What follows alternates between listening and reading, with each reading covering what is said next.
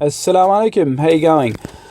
As you know, recently, much controversy has been raised on the burkini. It's a French government who has banned the Muslim swimsuit. It's basically a head covering and a piece. It's like a beachwear where women can go into the water and so forth under the moral compass of Islam. Of course, this has raised lots of eyebrows and objections on all sides. But as a Muslim intellectual from a perspective of Islam, I would like to give my point of view because, you see some of the critics of Islam, and of course you even see some moderate, or let's say modernist Muslims who are actually also pointing fingers at Sharia compliant countries such as Saudi Arabia and so forth, where it forces women to wear the hijab and so forth. And they're basically saying there's double hypocrisy on all sides, and regardless if it's a Muslim country or a non-Muslim country, they should not put the ban there to begin with, on whether it's to put the hijab on or whether it's to take it off. However,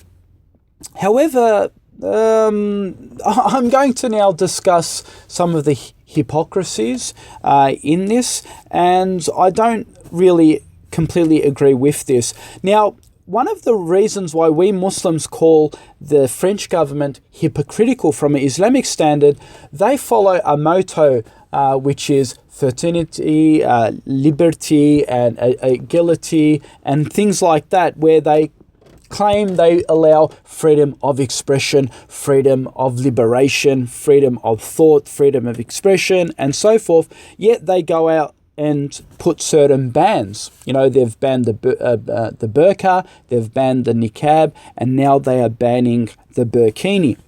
Now, that looks a lot worse than a Muslim country, and I'll tell you why, because like I said, they follow that motto of libertism and, secularism and freedom of religion and things like that.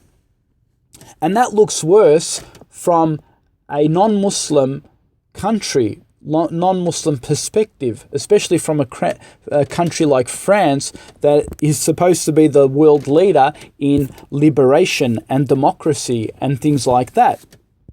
Now, you may say, well, is it hypocritical from a Muslim point of view?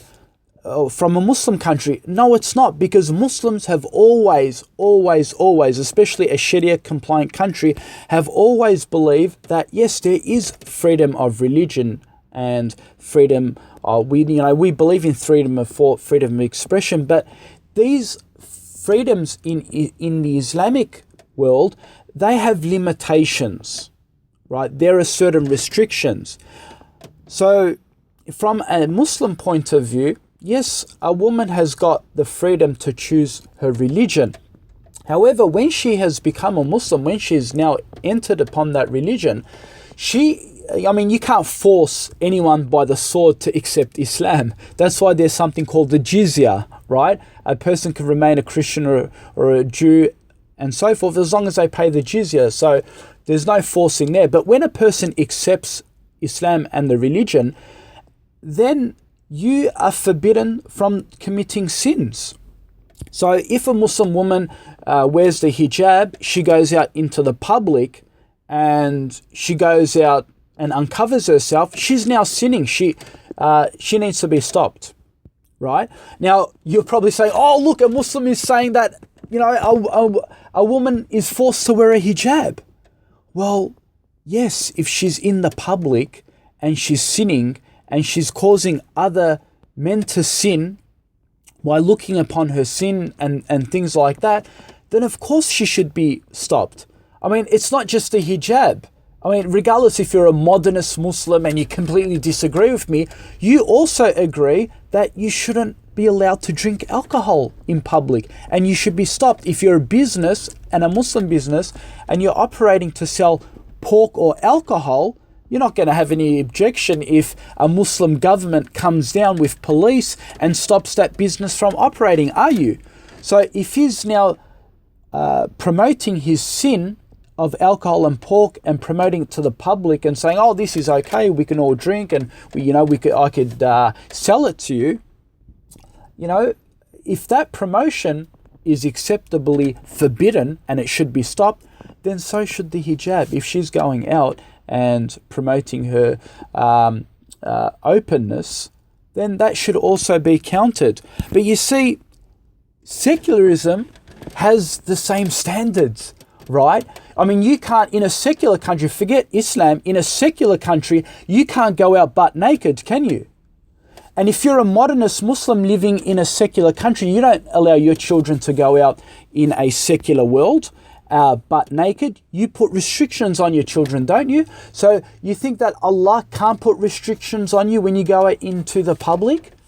So you define what nakedness is, which is, you know, underwear and your bra and so forth. Allah has also defined it. Allah has said a woman's hair should be covered. According to Allah, that is part of nakedness. That is part of sin. So if Allah can put restrictions on what is morally accepted, and you also put restrictions on what is morally accepted, well then maybe you're just as oppressive as Allah for putting restrictions on your children, or for the government, for secular government putting restrictions on people for telling us how to dress and behave. But you see, just like Islam, and this is what I mean, although Islam forces a woman to wear a hijab in public, there are exceptions here. And secular law also has exceptions. Secular law says you're not allowed to go butt naked into the public. However, there are certain exceptions. You can go butt naked to a designated naked beach where everyone else is naked and there's no children around. You can also go to those beaches butt naked, right? And in fact, you can even go to the Mardi Gras naked. So Islam has also put exceptions. Islam says that a woman, yes, has to wear a hijab when she goes amongst men in the public sphere. However, if there's a private beach and there's no men around, there are exceptions. You can take it off. If you're in the privacy of your own home, and you know, if you want to sin in the privacy of your own home and take off your hijab, you can do that as well. Islam doesn't force you there to put it on.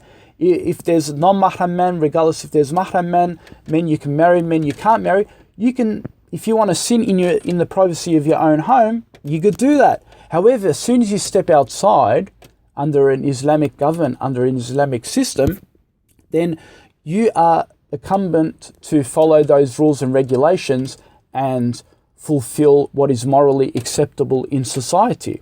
Just like secularism forces you to dress properly in society. You can't just go to your workplace and sit there naked, can you? You need to wear some clothes. You can't even work at McDonald's with whatever you want to wear. You have to wear the uniform of that company. You can't just say, okay, today I'm going to come in with a tuxedo. No, McDonald's not going to let you come in. You can't come in there naked. McDonald's not going to allow you to come in that way. You have to even wear their uniform. So is McDonald's oppressive? Is secular government an oppressive system? So why are you blaming Islam for being oppressive and not being tolerant? Right? So there are all forms, whether it's religion, whether it's secularism, you know, there is force, and morally it's acceptable, it's okay. However, let's not be hypocrites, and I'm not going to wash it down to you and say, oh, you know what I mean, Islam doesn't force, yes, Islam does force you to do good things, just like secularism forces you not to kill people, right? Islam does the same. Islam says don't kill innocent people. So our governments force us, whether we like it or not, to behave and be good people. So Islam does force women how to dress properly, and that goes for men as well. Men, men also in Islam have a dress code. They also have to wear, they're not supposed to show their awra, below the knees and things like that. They've got to keep that concealed. So both men and women, it's not just a woman thing, both men and women in Islam have a dress code and regulations. So the point of the video is, let's not be hypocrites. There are all forms of enforcement on all sides, and it's legitimate. And if you want to criticize Islam and say, oh, that religion forces women to dress the way they want, and that religion forces men to dress the way, hang on a minute, let's take a step back. Your own secularism also dictates what you can wear and what you can't, and gives you certain areas where it's acceptable and gives you exceptions. Islam does the very same thing. So, you know, to some of those Muslims in the comment, like Gladden Dolce, who basically says, for our male relatives to force our female relatives to cover themselves. However, if parents' duty to teach and explain our Muslim sisters why a hijab should be worn at all times, forcing Islam on people is counterproductive. No, brother, if you are a Muslim, forcing people to do the right thing is not counterproductive. In fact, the hadith of the Prophet Muhammad ﷺ actually states that if you see something evil, try and stop it with your hand.